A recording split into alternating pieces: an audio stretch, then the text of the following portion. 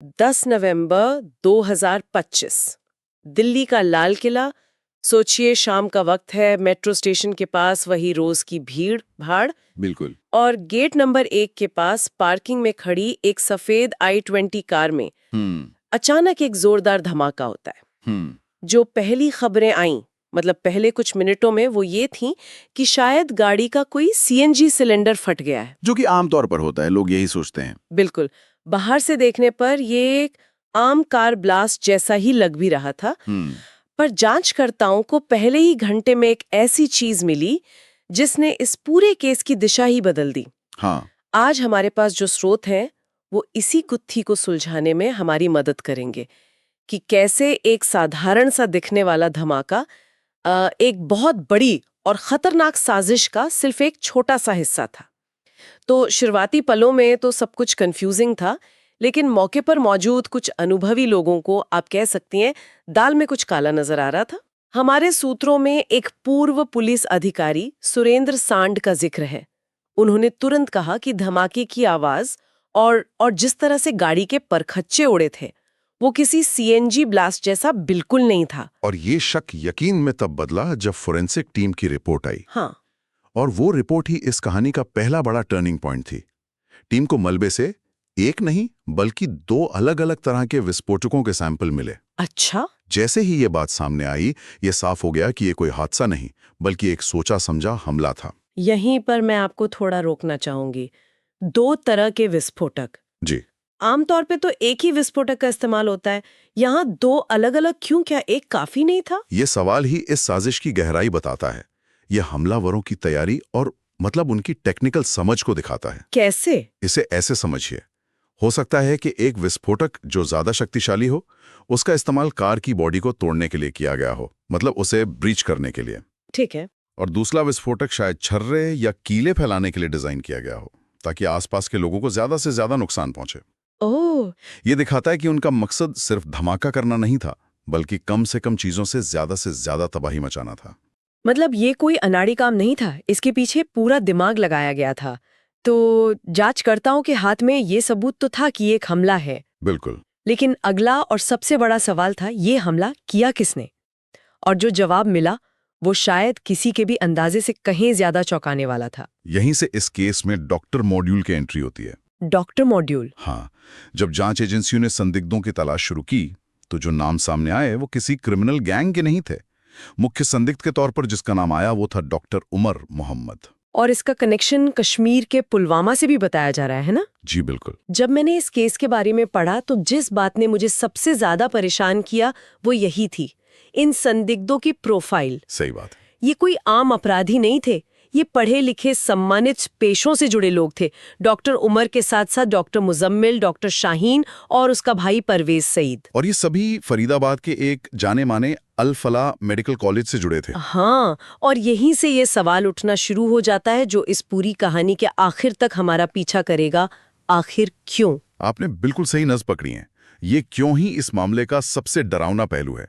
लेकिन क्यों पर पहुंचने से पहले जांचकर्ताओं ने कैसे पर ध्यान दिया। अच्छा। उन्हें सबूत मिले कि हमले से पहले डॉक्टर उमर और डॉक्टर मुजम्मिल ने कई बार लाल किले के आसपास रेकी की थी। रेकी मतलब वो पूरे इलाके का नक्शा अपने दिमाग में बैठा रहे थे, देख रहे थे कि कहाँ गाड़ी खड़ी करने से सबसे ज्यादा असर होगा, भागने के रास्ते कौन से हैं। ये सब कुछ बहुत ही प्रोफेशनल तरीके से किया जा रहा था। मुझे ये मॉड्यूल वाली बात समझाइए। अगर ये किसी बड़े आतंकी संगठन से जुड़े थे, जैसा कि बाद में पता चला, तो ये लोग इतने छोटे से ग्रुप में अलग थलग होकर क्यों काम कर रहे थे? ये एक बहुत ही कारगर तरीका है जिसे आतंकी संगठन इस्तेमाल करते हैं। इसे आप एक बड़ी कंपनी की खुफिया प्रोजेक्ट टीम की तरह समझिए। अच्छा। कंपनी का हेड ऑफिस टीम को एक लक्ष्य और संसाधन देता है, लेकिन कंपनी के बाकी लोगों को पता नहीं होता कि ये टीम क्या कर रही है। इससे फायदा क्या होता है? फायदा ये कि अगर प्रोजेक्ट टीम का कोई सदस्य पकड़ा भी जाए तो वो पूरे हेड ऑफिस या दूसरे प्रोजेक्ट्स की जानकारी नहीं दे पाता। जानकारी लीक होने का खतरा कम हो जाता है। समझ गई। इसीलिए ऐसे स्लीपर सेल या मॉड्यूल को ट्रैक करना सुरक्षा एजेंसियों के लिए बहुत बड़ी चुनौती होती है। बिल्कुल।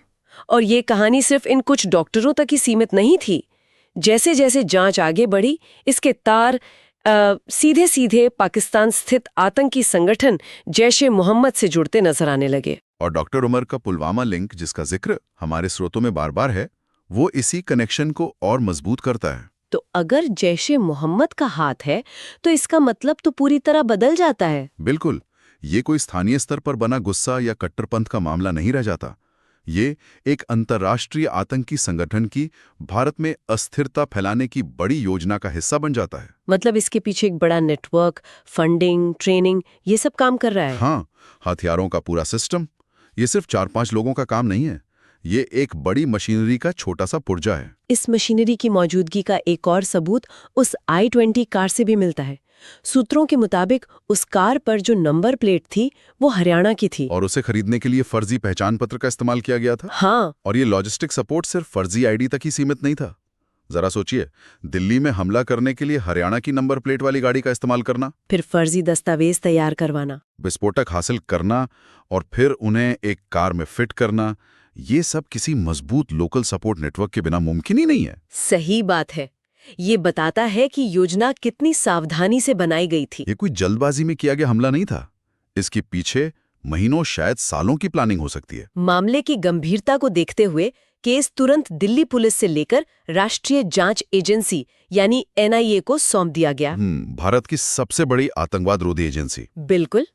लेकिन NIA के हाथ में केस आने के बाद जो जानकारी सामने आई उसने तो सबके होश उड़ा दिए।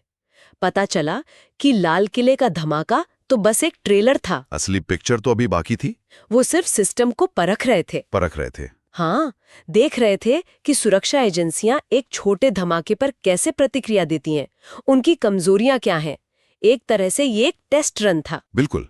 सूत्रों के मुताबिक उनका असली प्लान 6 दिसंबर को दिल्ली में एक के बाद एक सिलसिलेवार धमाके करने का था। एक ऐसा हमला जो पूरे देश को हिलाकर रख देता। हाँ। और यहाँ तारीख का चुनाव बहुत अहम है। 6 दिसंबर कोई आम तारीख नहीं है। बाबरी मस्जिद विध्वंस की बरसी। ठीक कहा। इस तारीख को चुनना साफ दिखाता है कि हमलावरों का मकसद सिर्फ आतंक फैलाना या जाने लेना नहीं था। उनका असली मकसद देश के सामाजिक ताने बाने को तोड़ना था। मतलब वो सांप्रदायिक तनाव की एक ऐसी आग भड़काना चाहते थे जिसे बुझाना मुश्किल हो जाता। ये इरादा उस कार में रखे गए बम से कहीं ज्यादा खतरनाक था। तो अब अगर हम पूरी तस्वीर को जोड़कर देखें तो कहानी कुछ यूं बनती है। दिल्ली में एक साधारण सा कार ब्लास्ट होता है। जांच शुरू होती है तो पता चलता है कि इसके पीछे पढ़े लिखे डॉक्टर हैं।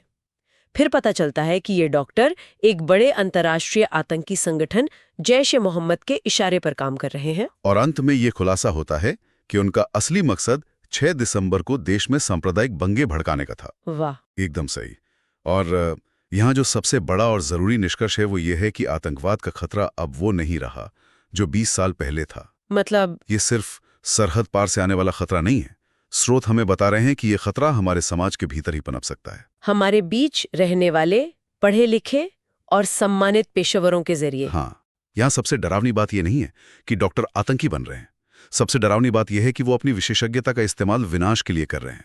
ये तो बहुत ही परेशान करने वाली बात है। जिस दिमाग को इंसानी शरीर की जटिलताओं को समझकर जाने बचाने के लिए ट्रेन किया गया, वो अब जाने लेने के सबसे असरदार तरीके खोज रहा है। ये आतंकवाद का एक बिल्कुल नया और कहीं ज्यादा खतरनाक रूप है। बिल्कुल। ये सारे स्रोत हमें इस मॉड्यूल के क्या, कौन, कब पर तो काफी रोशनी डालते हैं। लेकिन वो एक सवाल है जिस पर आकर सब खामोश हो जाते हैं। और वो वही सवाल है जो हमने शुरू में उठाया था, क्यों? और शायद यही इस पूरी कहानी का सबसे अनुत्तरित और परेशान करने वाला हिस्सा है। ऐसा क्या होता है कि समाज में एक सम्मानित जगह रखने वाले लोग जिन्होंने जाने बचाने की शपथ ली है, वो अचानक इस विनाश के रास्ते पर चल पड़ते हैं? वो कौन सी विचारधारा है, वो कौन सा जहर है जो एक पढ़े लिखे दिमाग को इस हद तक कट्टर बना देता है? इन स्रोतों में हमें साजिश का पूरा खाका तो मिलता है, लेकिन उस दिमाग के अंदर चल रही उथल पुथल का कोई जवाब नहीं मिलता। और पढ़े लिखे लोगों के बीच कट्टरता का यही सवाल शायद इस पूरी जांच का वो अंधेरा कोना है जिस पर हम सभी को सोचने की जरूरत है।